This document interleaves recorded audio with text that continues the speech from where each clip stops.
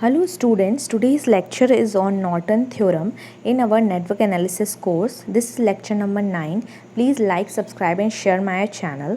आइए देखते हैं नॉर्टन थ्योरम क्या होता है। नॉर्टन थ्योरम में हम किसी भी कॉम्प्लिकेटेड सर्किट को रिप्लेस करते हैं एक करंट सोर्स और पैरेलल में रेजिस्टेंस से, और हमारे लोड रेजिस्टेंस के अक्रॉस हम रिस्पॉन्स निकाल सकते हैं, मतलब रिजल्ट या करंट निकाल सकते हैं। Norton theorem, any linear circuit can be model as a current source in parallel with a resistor. कोई भी लीनियर सर्किट जो है वो मॉडल किया जा सकता है एक करंट सोर्स और एक रेजिस्टेंस के पैरेलल। तो यहाँ पर ये इक्विवेलेंट सर्किट हो गया जिसमें हमने एक करंट सोर्स और एक रेजिस्टेंस से रिप्लेस करना है। अब देखें, ये आपका सोर्स है, ये कॉम्प्लिकेटेड सर्किट है जहाँ पे आपका लोड रेजिस्टेंस लगा हुआ है जिसमें आईएल करंट है। तो आपको ये आईएल करंट फाइंड करना है इस लोड के across by using Norton theorem.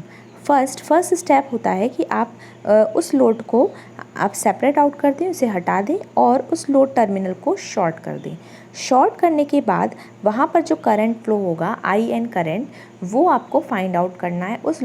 उस ए बी टर्मिनल पे जो डाउनवर्ड करंट फ्लो होता है वो आपका आई एन है, और अगर ए बी टर्मिनल को ओपन सर्किट करें और वहाँ पर जो इक्विवेलेंट रेजिस्टेंस फाइंड होता है दैट इज़ आर एन, तो वो आपका नॉर्टन इक्विवेलेंट रेजिस्टेंस है।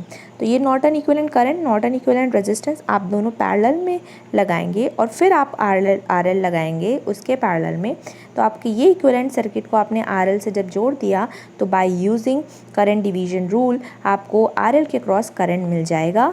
आप total current multiply by opposite resistance upon total resistance. तो ये आपका हो गया current division rule. Current division rule के लिए हमने एक सेपरेट वीडियो बनाया है, तो आप उसको करंट डिवीजन रूल को वहाँ से देख सकते हैं।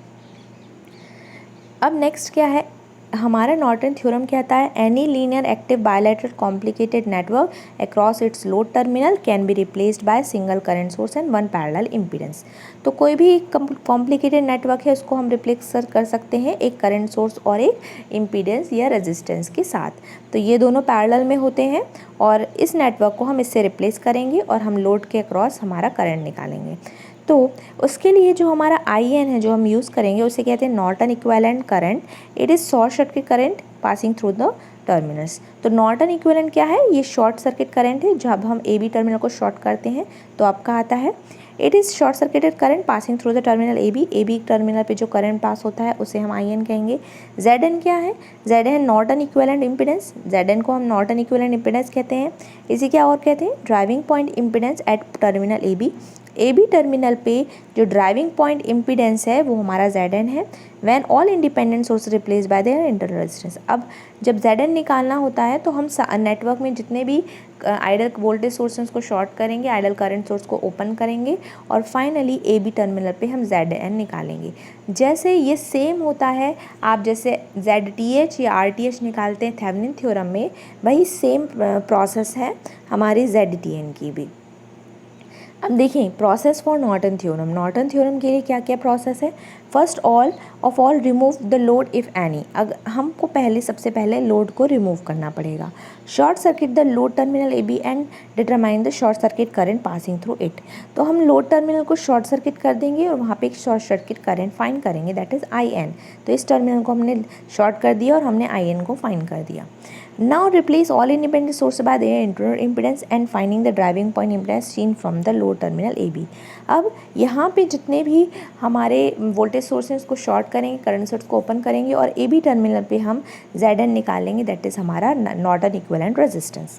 तो ये आपका ZTH या Zn आ गया, Zn and equal to ZTH। तो सेम प्रोसेस है दोनों की। Now draw the Norton equivalent circuit connected the load and determine the response as desired. अब हमारा आई एन आ गया, Zn आ गया, उनको पैरेलल में लगाएंगे सर्किट में, और हमारा जो ZL हमने रिमूव किया था स्टार्टिंग में उसे लगाएंगे। तो आपका एक सर्किट बन गया यहाँ पर जो कि नॉर्टन इक्विवेलेंट सर्किट है। और फिर आप करंट IL फाइंड करेंगे अक्रॉस ZL। तो ZL के अक्रॉस यानी ZL से फ्लो होने वाला IL करंट आप फाइंड करेंगे, मतलब उसको फाइंड आउट करने के लिए आप यहाँ पर क्या अप्लाएंगे, यहाँ क्या अप्लाई करेंगे, यहाँ पर आप करंट डिवीजन रूल अप्लाई करेंगे। तो जब ये आई एन करंट यहाँ पर दोनों टर्मिनल्स पे डिवाइड होगा तो क्या होगा, टोटल करंट मल्टीप्लाई बाय जो अपोजिट ब्रांच का रेजिस्टेंस है Zn डिवाइडेड बाय हमारा टोटल रेजिस्टेंस, तो ZN प्लस ZL। तो ये आपका आ गया करंट अक्रॉस ZL। ये हमारा by using current division rule है। करंट डिवीजन रूल के लिए आप हमारे प्रीवियस वीडियोस देख सकते हैं। नेक्स्ट हमने न्यूमेरिकल लिया है। न्यूमेरिकल में हमारा RL या लोड रेजिस्टेंस है 1.5 ओम का। तो हम लोगों का फर्स्ट जो स्टेप है रिमूव द लोड। तो रिमूव द लोड, लोड को हटा दिया हमने और उसको AB टर्मिनल को शॉर्ट कर देंगे। तो हमारा AB टर्मिनल शॉर्ट हो गया और जो शॉर्ट करने के बाद जो करंट फ्लो होगा वो होगा हमारा short circuit current, that is ISC।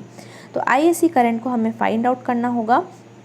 और जाने वाली बात यह है कि जब भी हम टर्मिनल को शॉर्ट करते हैं और अगर उसके अक्रॉस पैरेलल में कोई रेजिस्टेंस है तो वो रेजिस्टेंस बाईपास हो जाता है, उस रेजिस्टेंस का कोई भी मतलब नहीं रहता। तो जब भी हम फाइनल सर्किट बनाएंगे तो क्योंकि उसमें 3 ओम का कोई भी यूज़ नहीं होगा, क्योंकि उसके अक्रॉस जो है हमारा वायर शॉर्ट हो चुका है। तो आप देखेंगे कि हमारा जो फाइनल सर्किट है उसमें 3 ओम हट चुका है और सिर्फ हमारे ये वाला इतना पोर्शन बचा है और हमारा शॉर्ट सर्किट वायर, क्योंकि हमारा जो करंट है जैसे यहाँ से फ्लो होगा तो वो क्या होगा, लीस्ट रेजिस्टेंस वाला पाथ, मतलब ज़ीरो रेजिस्टेंस वाला पाथ फॉलो करेगा, ये वाला पाथ, ना कि ये वाला पाथ। तो करंट हमारा इस पाथ से जाएगा और इसको बाईपास कर लेगा, तो इसीलिए हमारा 3 ओम यहाँ पे हट चुका है। ठीक है, अब देखिए आपका ISC निकालना है आपको और आपको RTH निकालना है। तो ISC के केस के लिए आप देखें करंट ISC कैसे निकलेगा, आपको I निकालना पड़ेगा। I कैसे निकालेंगे आप, पहले आपको टोटल रेजिस्टेंस निकालना पड़ेगा। तो टोटल रेजिस्टेंस क्या आएगा कि आपका जो ये 2 पैरेलल टू 2 मतलब 2 × 2/2 + 2 रेजिस्टेंस आ गया। 2 पैरेलल 2 सॉल्व करने के बाद 2 से ऐड करेंगे तो ये टोटल रेजिस्टेंस आ गया आपका दिस 3 ओम। ठीक है, 3 ओम रेजिस्टेंस आ गया और टोटल वोल्टेज है आपका 9 वोल्ट। तो आपका जो करंट यहाँ पे फ्लो हो रहा है, टोटल करंट आपका जो फ्लो हो रहा है सोर्स से, वो कैसे आएगा, टोटल वोल्टेज 9 वोल्ट अपॉन जो आपने इसको सॉल्व किया है टोटल रेजिस्टेंस दैट इज़ 3 ओम। तो हमारा जो I आ गया 3 एम्पियर। ठीक है, तो यहाँ से निकलने वाला करंट आपका आ गया। अब आप करंट डिवीजन रूल लगाकर ISC निकाल सकते हैं। तो ISC निकालने के लिए आप करंट डिवीजन रूल लगाएंगे और यहाँ पर आप देखें जो आपका करंट टोटल आ रहा था वो 3 ओम का था, तो 3 ओम मल्टीप्लाई बाय अपोजिट ब्रांच का रेजिस्टेंस दैट इज़ 2 आप ऊपर लिखेंगे और डिनोमिनेटर में आप लिखेंगे 2 + 2, तो 2 + 2 हो गया।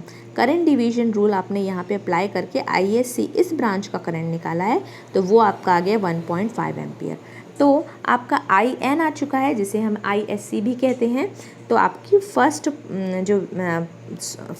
आपका पॉइंट था कि शॉर्ट सर्किट करंट निकालना है, वो आपका आ चुका है। अब हमें RN निकालना है। तो RN निकालने के लिए आप यहाँ का जो AB टर्मिनल है उसका लोड हटा देंगे और जो वोल्टेज सोर्स है, जो भी आपका वोल्टेज सोर्स था 9 वोल्ट का, उसको आप शॉर्ट सर्किट से रिप्लेस कर देंगे।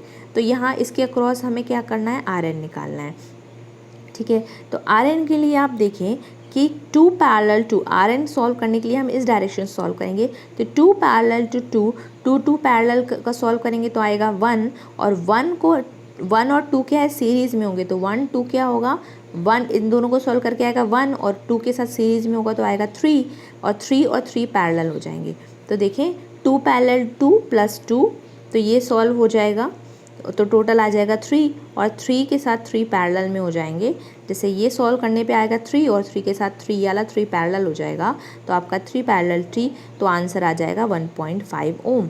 तो RN जो है आपका 1.5 ओम आ गया और हमारा जो ISC था वो भी 1.5 एम्पियर आ गया। तो आपका ये इक्विवेलेंट सर्किट बन गया है। इक्विवेलेंट सर्किट बनने के बाद हमने जो लोड हटाया था, लोड आपका कितने ओम का था, लोड आपका 1.5 ओम का था। तो आप फिर से लोड को यहाँ पर ज्वाइन कर देंगे। तो आपने करंट निकाल लिया था ISC, आपने RN निकाल लिया था, फिर हमने लोड रेजिस्टेंस को ज्वाइन कर दिया। अब यहाँ पे करंट डिवीजन रूल लगाकर ये वाला रेजिस्टेंस फाइंड आउट कर लेंगे। तो हमारा टोटल करंट कितना था, 1.5 एम्पियर। फिर उसके बाद वो डिवाइड हुआ इस ब्रांच में और इस ब्रांच पे। तो इस ब्रांच का करंट निकाल रहे हैं तो अपोजिट ब्रांच का रेजिस्टेंस ऊपर लिखेंगे। तो 1.5 upon total resistance that is 1.5 + 1.5, तो आपका आंसर आएगा 0.75 एम्पियर। तो यहाँ पर फ्लो होने वाला, लोड टर्मिनल पर फ्लो होने वाला करंट आपका आ गया 0.75 एम्पियर। तो ये आपका हो गया नॉर्टन थ्योरम। इस टाइप से आप सॉल्व कर सकते हैं नॉर्टन थ्योरम, और आगे हम और भी थ्योरम्स एक्सप्लोर करेंगे। आज के लिए बस इतना ही।